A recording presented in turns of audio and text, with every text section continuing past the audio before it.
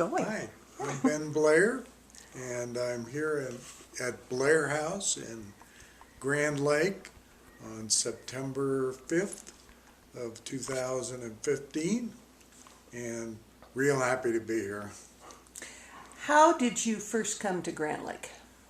Well, my first wife, whose name was Sally Tappan, her folks had a home in Grand Lake, and when I met Sally, after a year or so, I came to visit her in Grand Lake, and the first place that I saw her when I came to visit was at the drugstore run by Jeff Snyder? Jeff Snyder, excuse me, Jeff Snyder, and where Sally worked during the summer.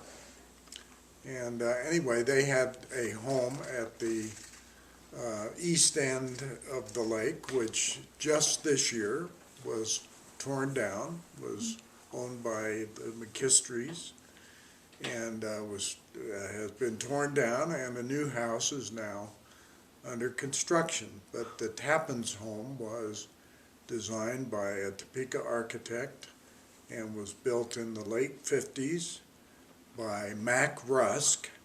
And so when I first came to Grand Lake, and it was 1960, I believe, I met Mac Rusk.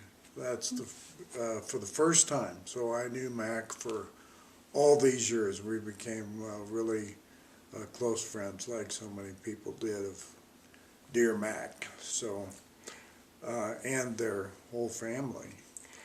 Do I remember that you were quite a water skier?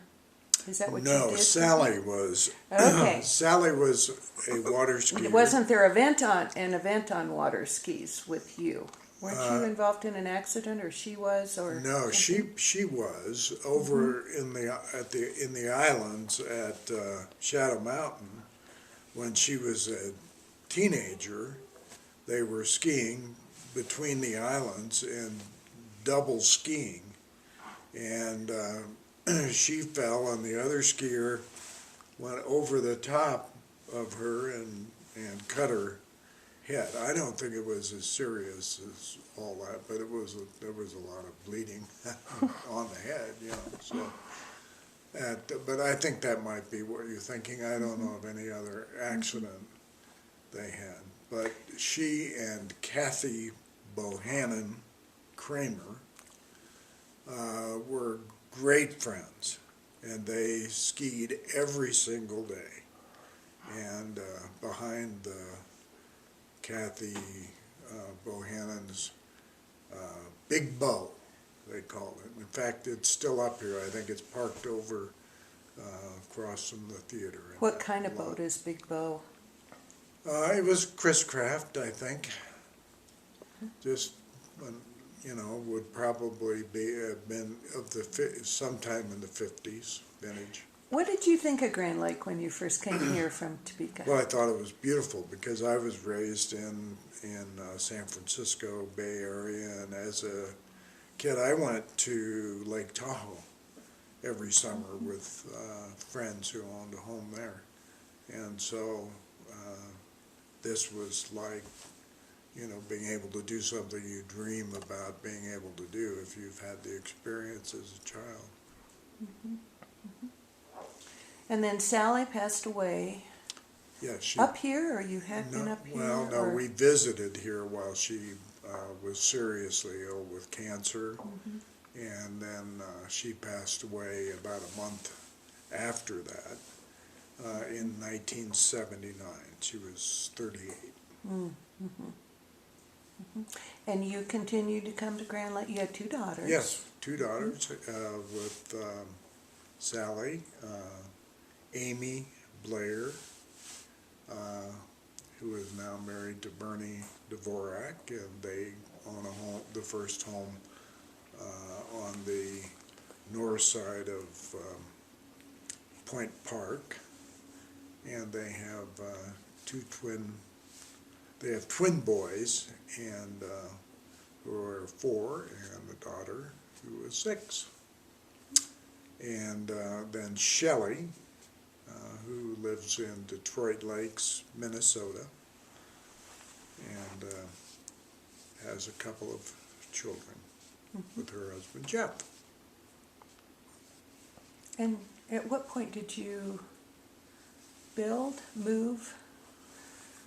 We started coming here more regularly on vacations in the early 70s, when we finally had time to take a vacation. And the Salisburys, also from Topeka, John and Alicia Salisbury, and their children, Jess and Margaret, would come over from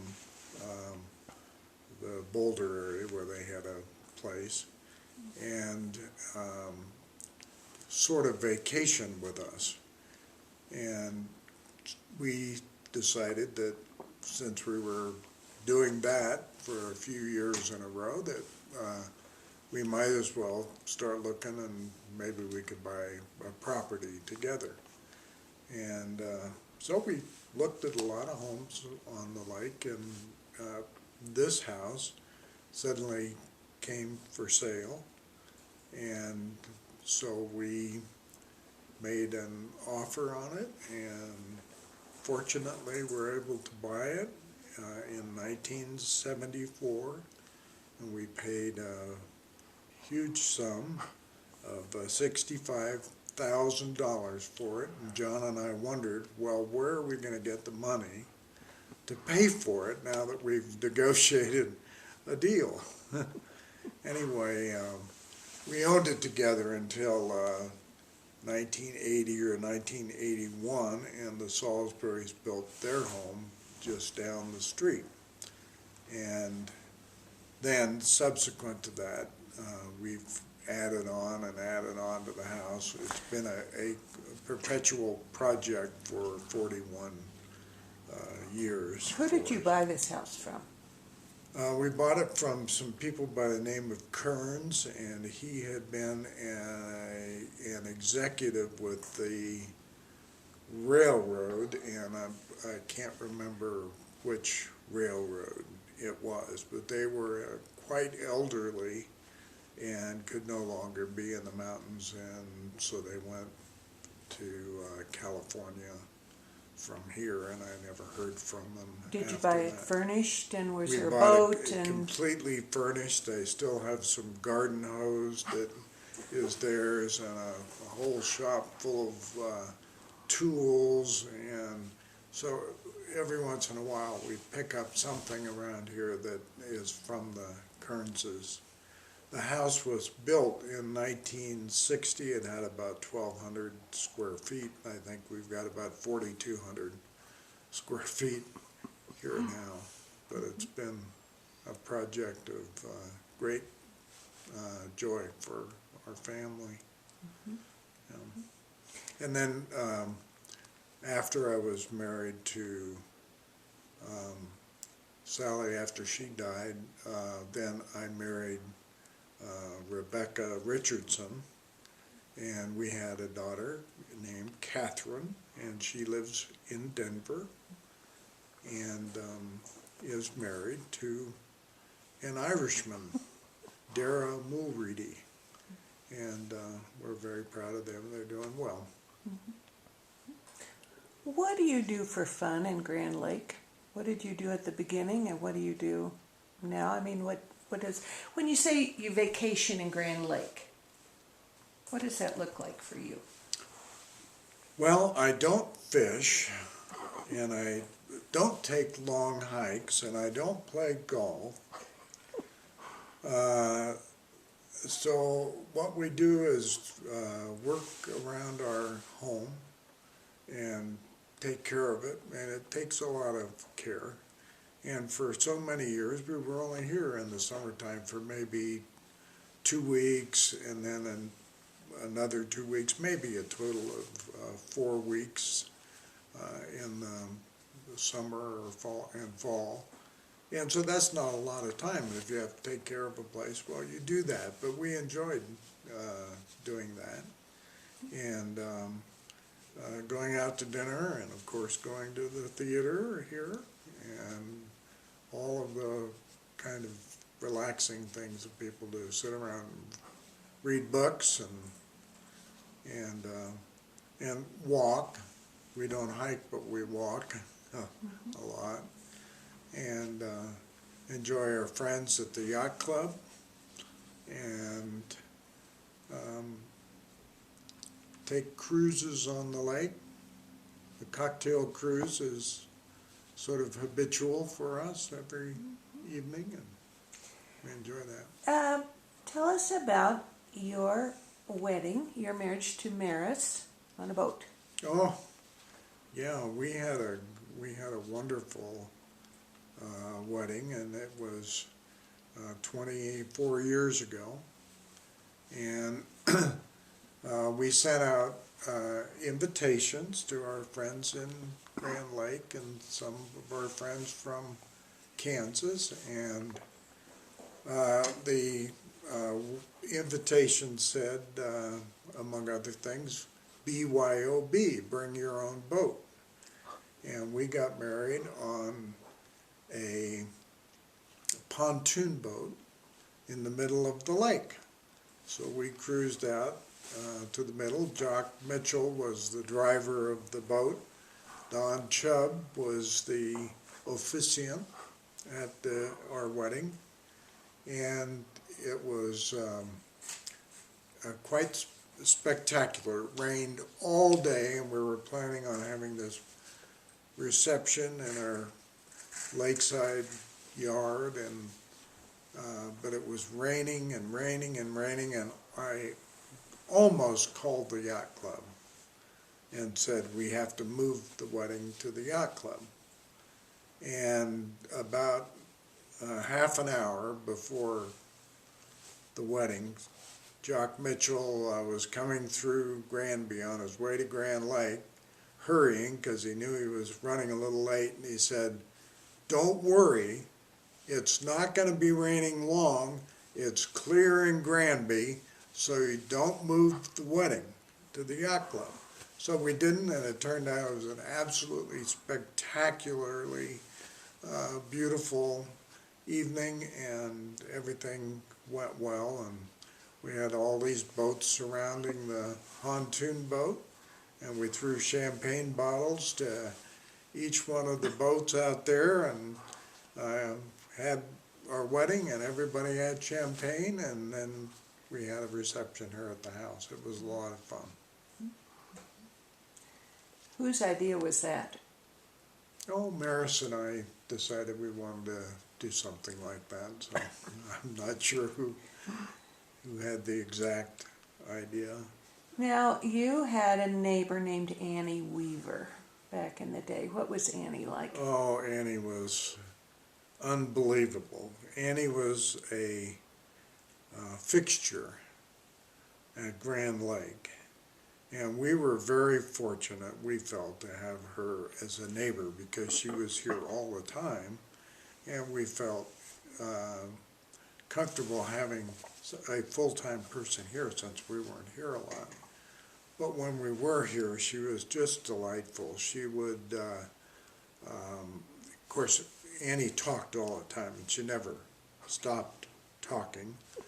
And you could be in the shower, and she'd walk in the door, and she'd just walk in and out whenever she wanted to, and start yelling and talking. And she was just a character, but she was as nice a person as could be, and she would always be watching out on the lake if there was anything going on that anybody needed help at all. She would be out there helping, and she did win the first sportsman award given by the yacht club annually now, but she won the first one, and I can't remember when that was, but it would have been in the late 70s or early 80s, I suppose. But she was liked by all in spite of her eccentricities. When did she leave Grand Lake? Oh, I don't know. I'd say about 15 years ago, so probably in around 1990. And she went to be closer to San Francisco, where her daughter was. So she wound up, as far as I know, living in Reno, Nevada. Now, I can remember some pretty dramatic sailboat rescues with Annie literally on the bow of her boat. Do you remember any of those episodes? Well, particularly? I remember that they happened, you know, but I don't specifically remember any that I could tell about. Who particularly became friends in the yacht club to you? You mentioned Mac Rusk. Well, the Rusks and the Mitchells, and we had a whole contingency here from Kansas, from Topeka. Of course, the Chubb family, the entire Chubb family, and the Salisburys, of course. And but most of our friends on the lake were people from the Denver Front Range area that we have met over the years. We have lots of friends up here, and then when I developed the project called The Shores of Shadow Mountain, that became a whole new area of friendships for us. We have about 5 or 6 couples that live there permanently who have become good friends of ours also, so we have that group. Do you still have a home over there, Ben? No, we have, well, we don't have a home. We have a speculative house that we have built there as the developer of the project, and it's still for sale right now. Mm-hmm. But we only have 5 lots left in the shores, so we're just selling them slowly. Mm-hmm. One thing, you have the distinction of having that beautiful rock out there in the lake. You have any good stories about that? Well, yeah. Unfortunately, or fortunately, as the case may be, nobody claims ownership or any direction over Grand Lake. Not the city, the county, the Park Service, the National Park, or the state of Colorado. Nobody will claim jurisdiction, and as a result, there are no official markers on the rocks that are in Grand Lake. And we have one of the most prominent ones right out from the middle of our lot, and so there's been kind of a problem over the years on who's going to mark that. Now, Annie Weaver used to put a milk bottle out there every year, and so when Annie was here, we didn't worry about it much because she would always put that milk bottle out there. And then when she left, we started marking it, and then our lawyer told us, well, if you do that and the marker's gone, you could be liable because you didn't maintain it out there. And so for a while we stopped marking the rock, and when it wasn't marked, the boats would hit it, and you know, it was kind of almost entertaining because, I mean, I hate to say that, but it was because we could sort of bet as to whether or not that boat was going to hit the rock or not. Well, we decided that that was kind of foolish of us and that we should start marking it. But the big problem with marking it is what you mark it with. If you mark it with a big rubber tube that says rock on it and then has chub on one side of it, because we found that on the lake one time. If you mark it with a usable marker, people just go up to it and think they've found a new marker, and they hit the rock, and or found something for them to use themselves, and they hit the rock with it. So we've had different markers from time to time, but then they blow away, or somebody takes it, and then there's a period of time when it's not marked. So we've tried to get the boat service to understand that it's to their advantage if they would mark the rock every year, but they don't. And so we are still marking it when we can, but like I say, it's not marked all the time. Claret? A claret bottle? The Clorox bottle. Oh, a Clorox bottle. She Okay. painted it gold one year, and people thought it was trash, so they'd hit the rock trying to get the trash out of it.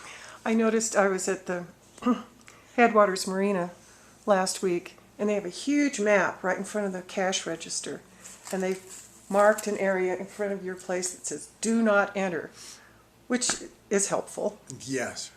but I've noticed people don't pay attention to Yeah. that.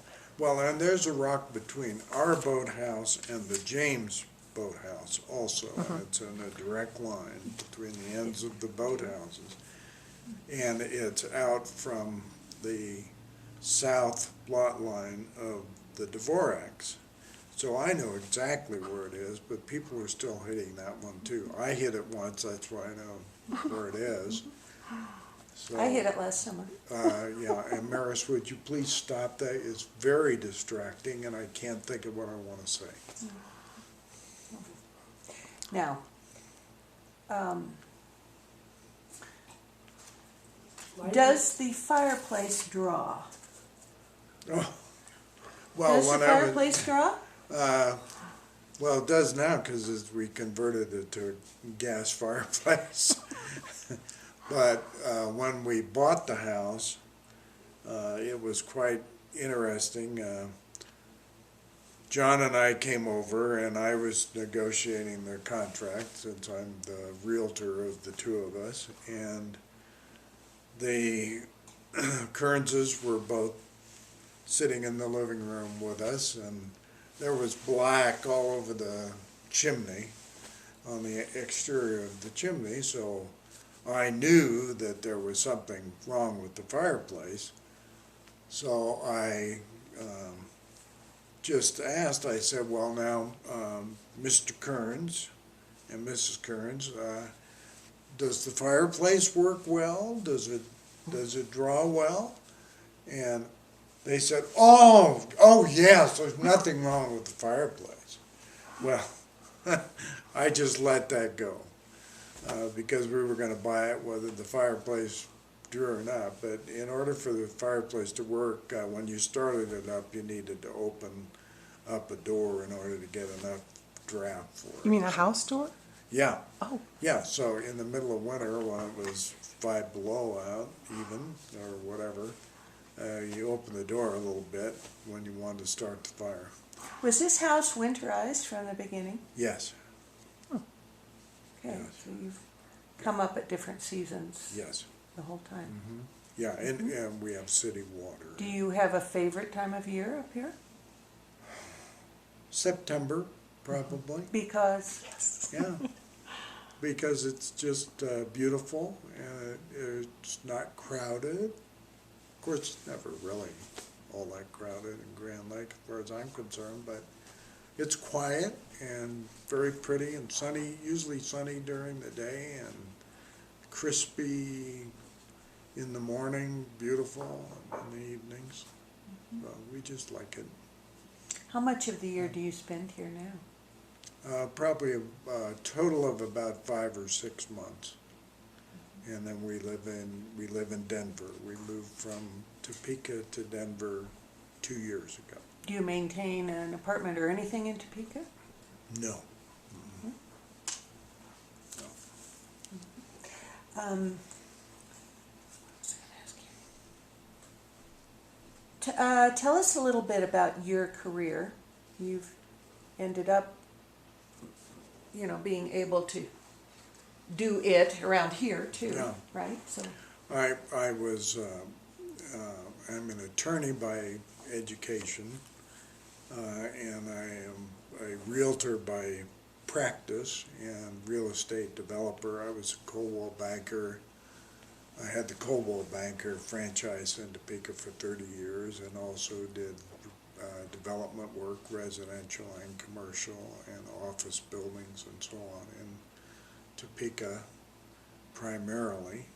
And then when I sold the company in 1998, I came out here and did some developing here with lakefront property, the shores of Shadow Mountain being the main development, which is 54 lots on the south shore of Shadow Mountain Lake. Very, very nice project. We have 8 lakefront lots there, and total of, as I say, a total of 54 lots. how did the pine beetle epidemic affect you with that development over there? I mean, it's one thing to have one house, that we're dealing with, but Well, at the time that we started the project, the pine beetle started coming in slowly, and by the time, 3 or 4 years into the development, it was, the pine beetles were thick and killing the trees, and we had a lot of trees in the shores, and so we just went in and thinned out the forests, which meant that we cut down at least 100,000 trees in the shores. And that sounds really bad, but the lodgepole pine forest can grow too thick. And these were mostly smaller, well, a lot of them were smaller trees, too crowded together. And of course, so the views from the shore weren't as good until you cut some trees down. Well, cutting as many of the trees down as we ultimately had to cut down was a huge advantage to us, and not a disadvantage, because it opened up all the views from the shores on all the way down Shadow Mountain Lake toward Grand Lake, and it just made beautiful, beautiful home sites out of not only the lakefront lots, but the lots up on the ridge and so on and so forth. And so, 'tis an ill wind that blows no good. We wouldn't want the pine beetle, but if it came, and it had some advantages. how about for this us. lot here? And Did you lose? we took all of the trees out of our, from the house to the shore, on this lot, probably about 7 or 8 years ago, because we knew the pine beetle was coming, and the trees were probably 100 years old, and they only lived somewhere between 100 and 120 years anyway, and we just decided to bite the bullet and take them all down. And the second we did that, we were so happy that we did. We have sunshine, we have a clear view of the lake, and we were able to replace the trees then with different varieties of trees and place them where we wanted to, so that they wouldn't be right in the middle of our view. So I think if you take advantage of things, why, you can make it lemon turn out to be pretty good. Speaking of taking advantage of things, as you add on to this home and decorate and that sort of thing, what are your goals? What are particular areas that are important to you? What's important to you in this house? Oh, I don't know. We just we didn't have any centralized plan from the beginning. Each one of the additions was an addition done by itself, which we thought would be the last addition to the house. In 1980, we added a master bedroom and bath, and after that we remodeled the kitchen and the laundry room area, and after that we remodeled the old bedroom areas and added a den or offices for ourselves, and we thought, well, we're definitely done. And then we sat around one day thinking about, gee, it'd be nice to expand to over the garage and between the garage and the house, and so we did that.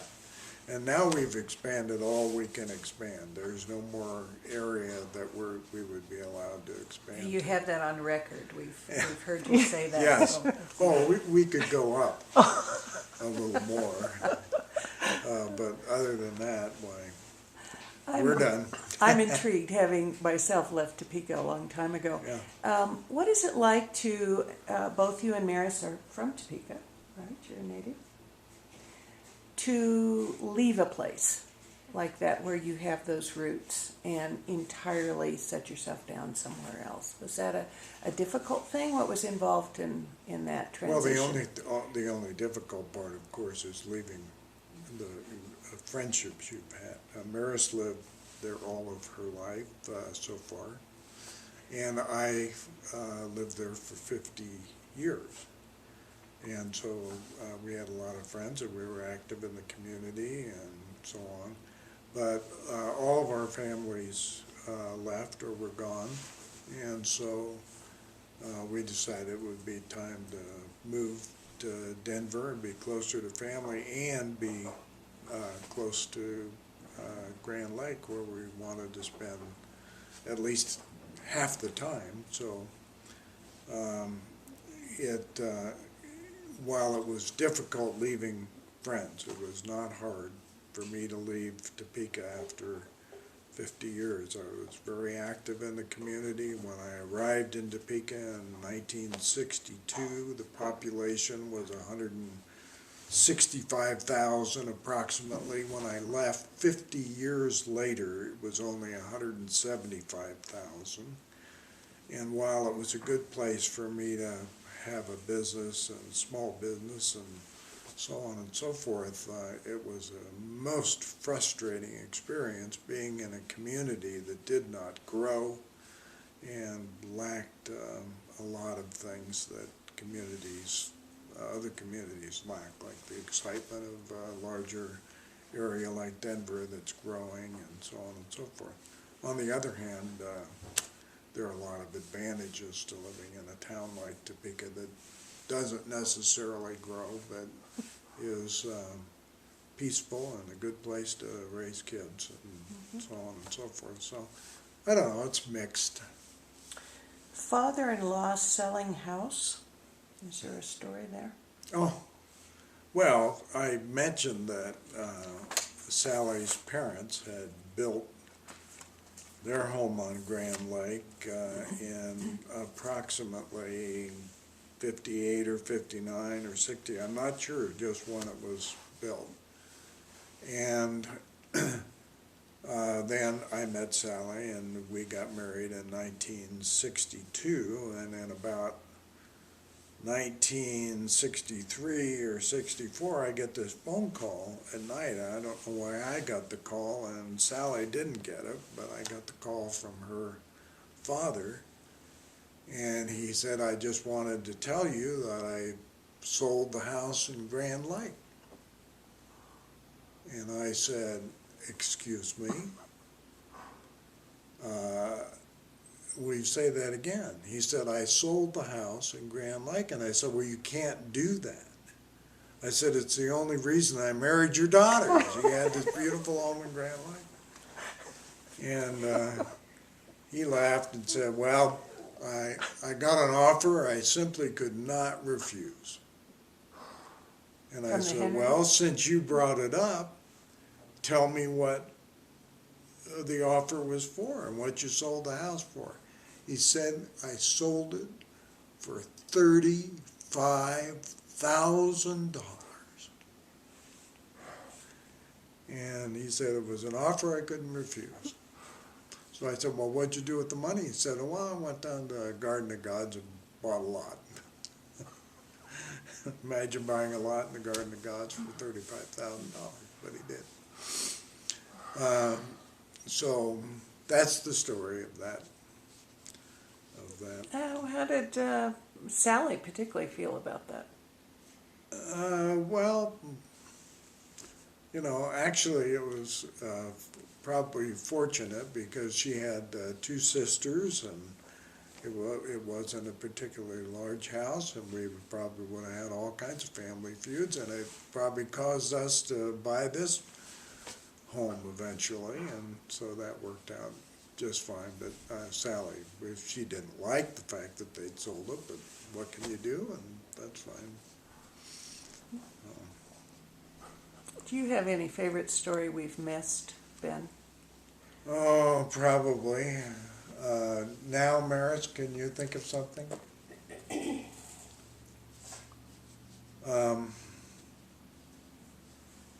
Why'd you turn the